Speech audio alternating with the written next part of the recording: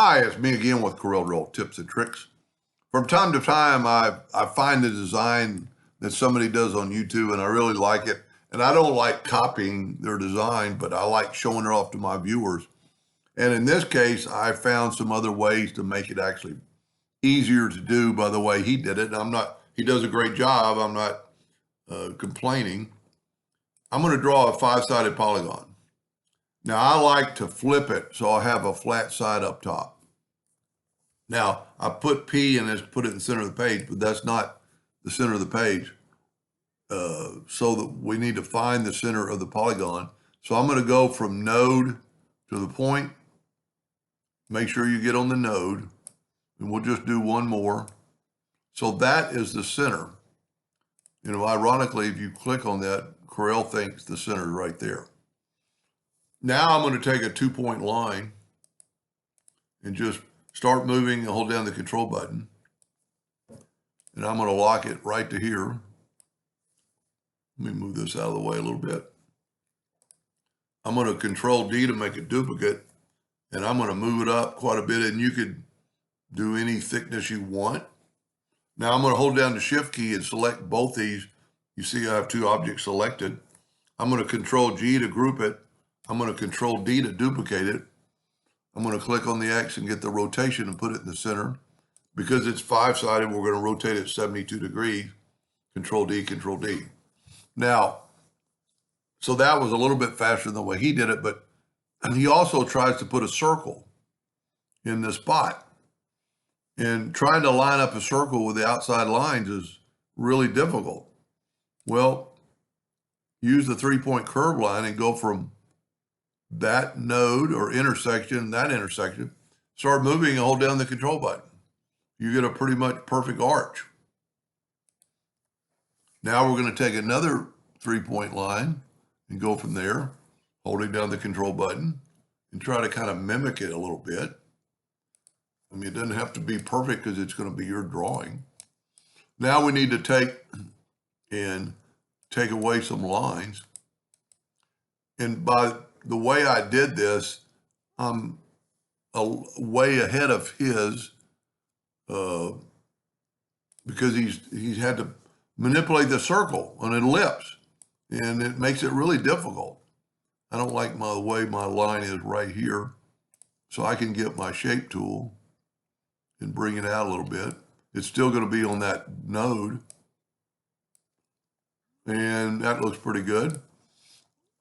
Now what I'm going to do is select all this and Control G to group it, because that way I can move it out of the way in a second.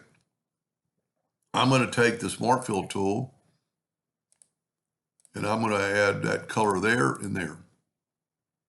Now I can actually, well, I don't need to move it out of the way yet because I still need that center rotation. So now we're going to add a little interactive fill tool on this. We're going to go downwardly and put some darkness on this side.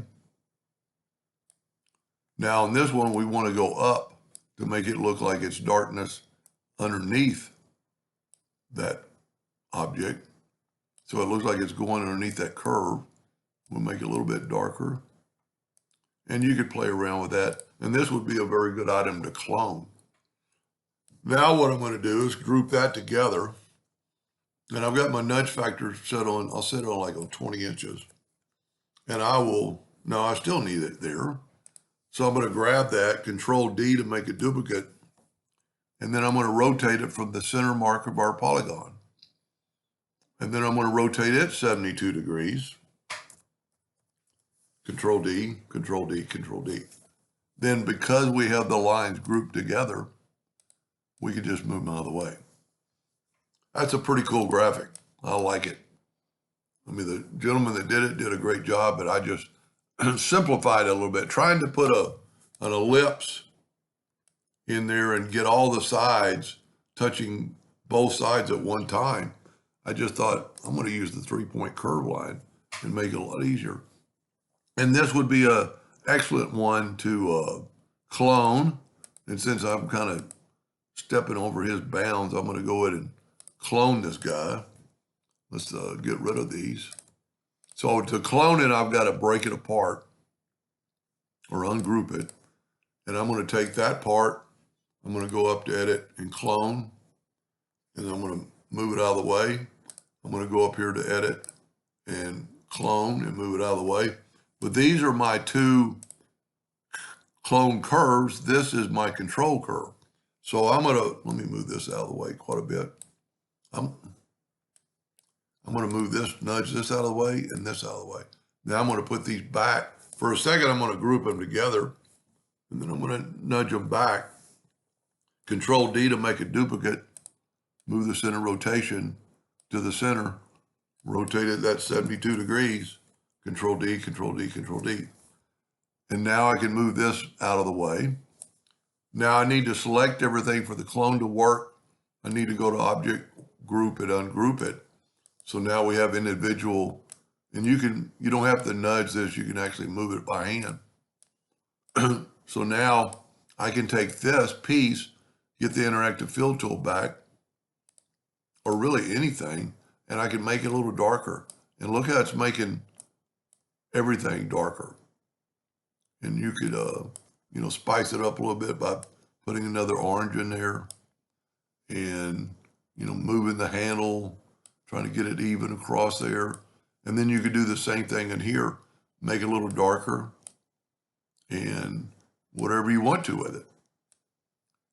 Anyway, I hope that gave you some ideas, and thank you for watching.